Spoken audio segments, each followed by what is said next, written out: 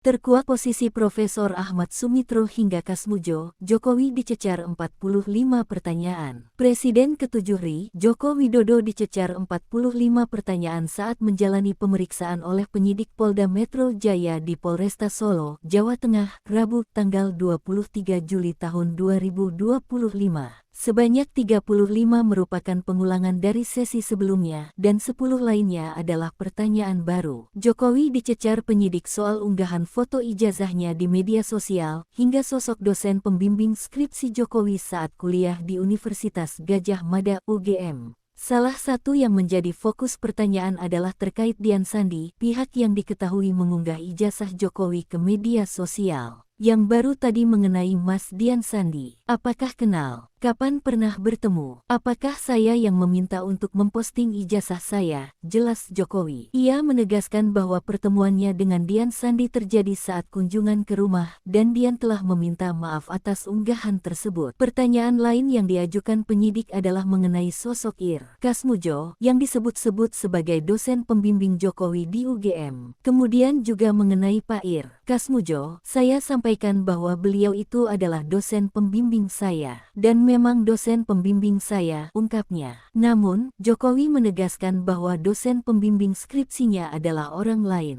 Tapi untuk dosen pembimbing skripsi memang bukan Pak Kasmujo, tapi Prof. Dr. Ir Ahmad Sumitra. Ini untuk memperjelas saja, tutup Jokowi.